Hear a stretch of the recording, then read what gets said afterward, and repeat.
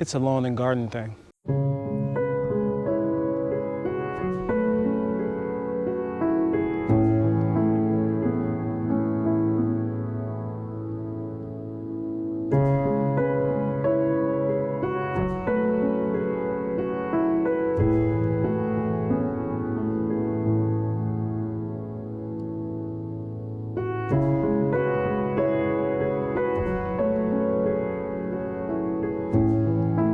Okay guys, welcome back to another episode of Turf Therapy. Before we get this episode started, I just wanted to remind you guys that the campaign is still going. Thank you for everyone that has donated. If you'd still like to donate to the campaign, then please hit that link below. It goes straight to the National Breast Cancer Foundation. I don't see any of that money, it goes straight to them. All right, let's hop into it. All right guys, so this granite is looking good. Now, I'm not certain if it had anything to do with what we applied last week at all, because remember, I picked this Kentucky bluegrass because naturally it was a darker cultivar. As it matures, it will continue to get darker, greener, darker, and greener. And yes, Kenny Cooper, I lowered my height of cut. But no, all jokes aside, bro, that was probably the best advice you could have given me, because she really thickened up after I lowered my height of cut, for sure. Let's go and check out this perennial ryegrass, and then I'm gonna let you see what's going on in the garden. Now, the reason why I overseeded with a perennial ryegrass over here was because I discovered I actually had perennial ryegrass over here. Last year, to the date, I just started taking care of this lawn, and I overseeded with a turf type tall fescue and Kentucky bluegrass. The exact same blend that I put in the front and in the backyard and in my neighbor's yard over across the street, which if you watched my live from yesterday, you can go and check that out, because we overseeded it with the GCI Turf Cool Blue Kentucky bluegrass with turf type tall fescue blend in there. So far guys, I mean, you tell me, would you like this lawn? I know I would. I think that this My Soil DIY double dark green blend is nothing short of phenomenal. It got established very quick. I'm not too sure if we're gonna get any darker than this, but if we don't, that's fine. The line of inspiration has been drawn, and I hope that it continues to inspire everyone in this neighborhood to at least take a little bit more pride in their landscape and or garden. All right, speaking of the garden, let's go check that out. All right, guys.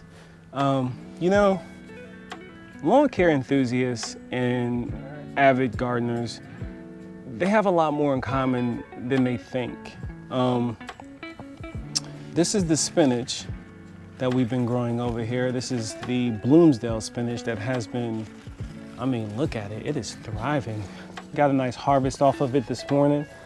Threw some in the eggs. I'll probably be picking some more off so we can make a nice little tasty salad this evening.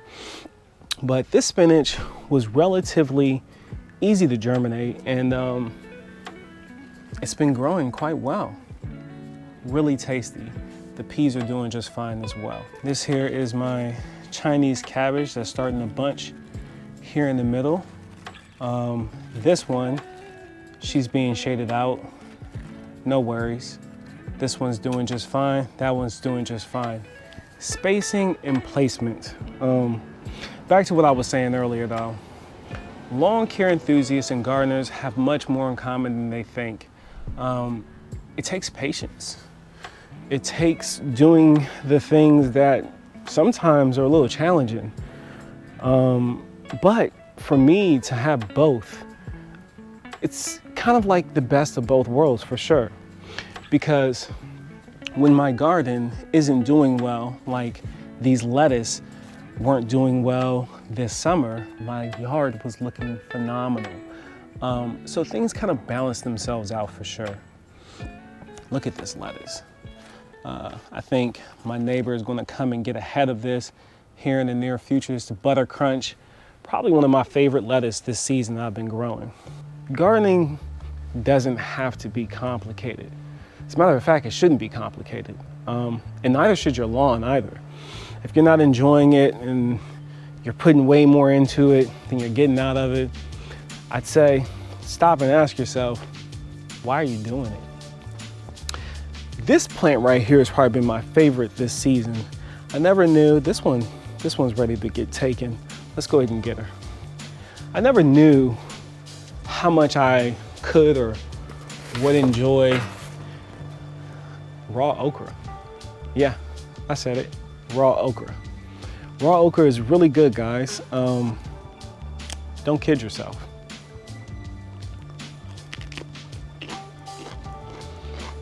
Not slimy at all.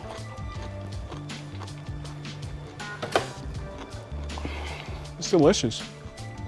Now, this okra hasn't given up yet, so I haven't given up on her. I allow her to continue to thrive and grow because she keeps giving me fruit. I imagine when the first frost comes though, that's when she's finally gonna say bye-bye. So for my hoop houses this season, we are doing more lettuce because here in about a week, temperature is gonna drop pretty low. Lettuce doesn't like that. It's not gonna do well in that. So I figured, why not throw some in the hoop house, you know? Now, this cabbage over here, this cabbage, I'm not sure how it's gonna play out. Being in the hoop house, who knows? But you don't know until you try. Now y'all know, this is my favorite. Thanks to Aunt Linda, TNOG. Look at all these volunteers coming up left and right. Volunteer, I think that was a cucumber seed. So the reason why you see all these volunteers is because I was putting tomatoes in my worm compost. And the worms do not eat seeds, guys. They do not eat seeds. They will not eat seeds.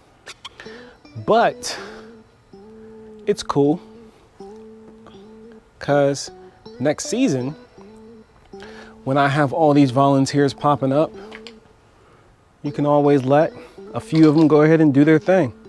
Because I know that the tomatoes came out of my garden. So I don't know how these kohlrabi are going to fare. They're pretty late, but you don't know until you try.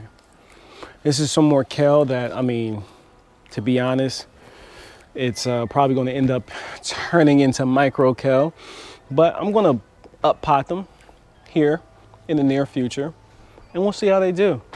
Listen guys, I do this because I want to learn how to grow these vegetables. So when one day when I have enough land, I can do it all on my own and I can really thoroughly enjoy it. Look at that, we got our first pea forming. We got 2 peas down here. So we got 2 peas down here, that's cool. One thing that I'm noticing on this one right here, you see her? You see that? We got some, what looks like some type of probably powdery mildew. I'm gonna spray them with neem oil, but most likely when you start seeing stuff like this, it's already taken set and it's not too much I can do about it. Now, if I'm only able to get a few peas from it, so be it. The same thing is happening over here. So what I will be doing this weekend, and I'll do that in another video, is I'm gonna go ahead and start dropping my garlic in this pot over here with my lavender. That's what's over here as well. So don't fret, don't panic and think you did anything wrong and start going to extreme measures because most likely it was ambiotic. And what that means is environmental. It had nothing to do with what I did or didn't do. I mean, maybe I put too many in there, crowded them a little too close together. That's possible, but it has been very, very moist lately. So the conditions have been kind of right for me to develop some type of mildew.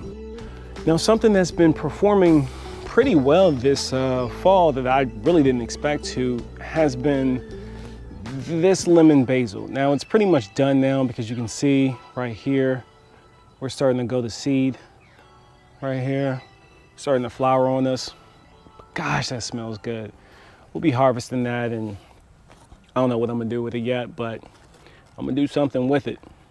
Now, as you can see, the yellow heart choy has already started showing signs of it wanting to go yellow, which is super cool. I'm looking forward to this.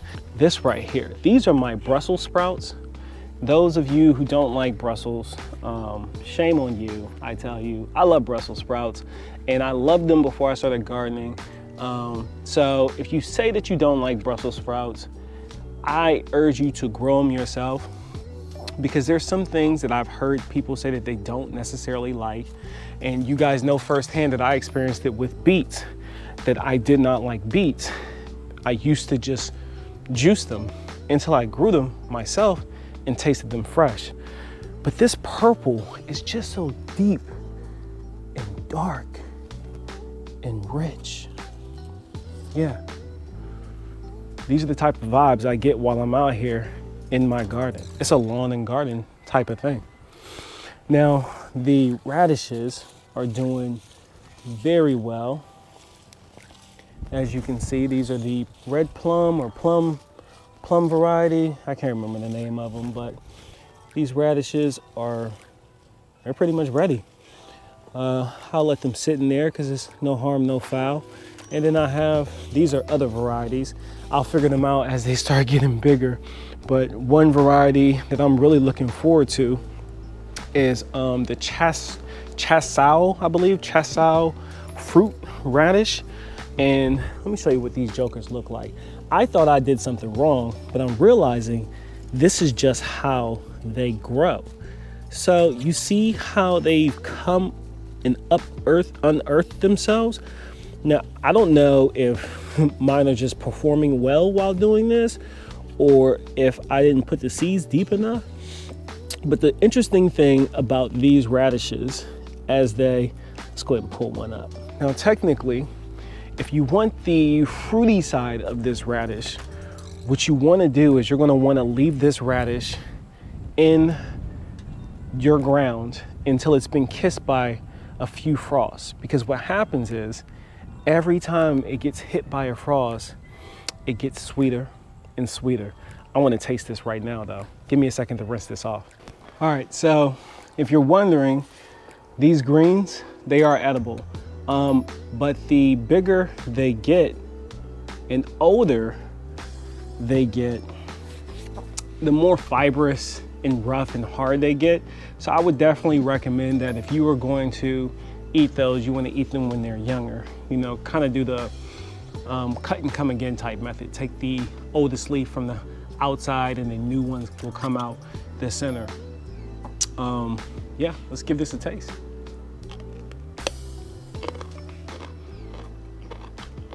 It's still very spicy right now. Very good, but very spicy.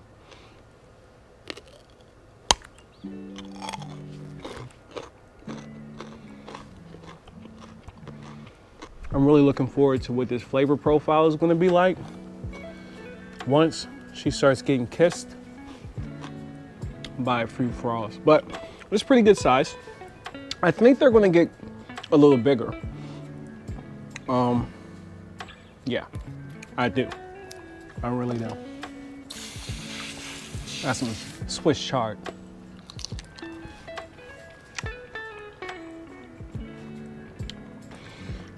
Just hoping that would mellow it out a little bit. But it did.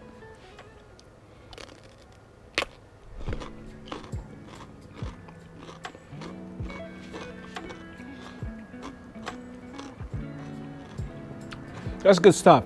So, we didn't go over everything here in my garden today. I got strawberries in the back. I got some other stuff going on down here. Y'all know that tatsoi. That tatsoi is delicious. But let me know if you got any questions. And that pretty much wraps this one up. I appreciate you checking in. Turf Therapy, where we're healing lawns and souls. And I'll see you next time for your weekly dose of therapy with Rob.